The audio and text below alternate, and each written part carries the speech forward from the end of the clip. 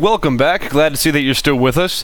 What we're going to do now is continue writing the class functions so we can start actually getting into the fun stuff. So I'm going to open up my calculator.cpp. I'm going to scroll my source code down to line number 80, and I'm going to start writing these functions. And actually, I'm not going to start with the square root function, only because if we take a look at the class declaration, it has two other functions that I'm going to be using alongside. So we're going to come back to that one later. I'm going to scroll down to line 87, and I'm going to write the clear function, which is pretty simple. The first thing that we're going to do is the clear function is going to be enacted when you press the clear button on a calculator. So if you can envision what happens inside of a calculator when you press clear. Well, the first thing that we're going to do is set the stack position back equal to 0. We're going to set the accumulator back to 0, and we're going to set the stack position 0 equal to 0.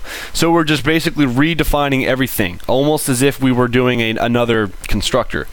So save that. That's all that's going to happen inside the clear function. If we scroll down, the next function we have a string to float. So the first thing that I'm going to do is I'm going to change string s to str. It's going to be short for string. So here's how this is going to play out. It's going to be const space char, and then we're going to use a pointer space str, and then we're going to do a capital C. So we're declaring a different character, space. Now what we're going to do is do str capital C, the thing that we just declared, and we're going to make that equal to str, which is the string that we declared, and we're going to use some of these sub-functions that are inside the string class, dot c underscore str function, and now we're going to return the float value of that. So we're going to do return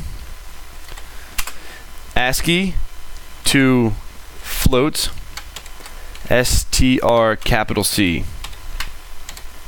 Okie dokie. So I'm going to save this, and I'm going to make sure it works. So I'm going to go back to terminal, press the up arrow 2 times, and I don't have any errors. So far it's at least compiling right, as long as I'm saving it properly. If I scroll down, the next function that I have is equal. Alright, now the equal class, the equal function is going to introduce us to a couple of other functions that we have to write. So I'm going to space over, and I'm going to put some conditions in here. If, I'm going to move the mouse out of the way for you. If stack 1 equals 1. Now, do you remember how up here we did this? If it equals plus, make it 1. So now what I'm saying is, if it equals 1, go to the add function.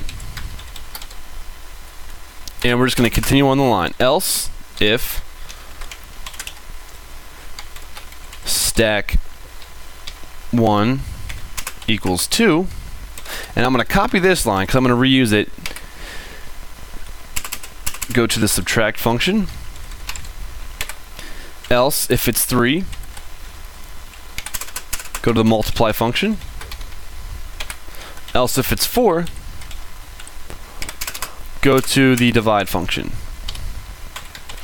Alright, so now we have to at least declare these. So we're going to do on line 117 void calc, and I'm going to copy this line because I'm going to be using this. Add, give it a block to live in. Actually, to make this a little bit more easier to copy and paste, I'm going to put my mouse cursor right before the A. I'm going to select everything from here all the way to the top. So you watch what happens when I go to line 21 and paste that. Huh? You like that? And then we're going to do subtract. Go to the next line, 128. Paste it. Add, subtract, multiply. And then 135, we're going to put divide. I'm sorry, 138 is going to be divide. Divide. Whoops. Okay. So we're down on line 141. And before I save and compile this, what I'm going to do is, remember how before I ignored my spacing? I'm going to go to line 103, put spaces there. Line 94, put spaces there. Line 85, and put spaces there, just because I have OCD, and that just looks a lot prettier to me.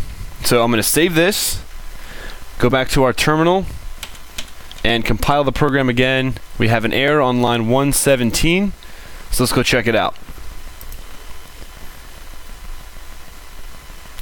Void calc add, no semicolon. Alright, I'm sorry about that. Save that, and let's compile it again. And it compiled fine. Excellent. So now when we come back, we're going to code the add, subtract, multiply, and divide functions.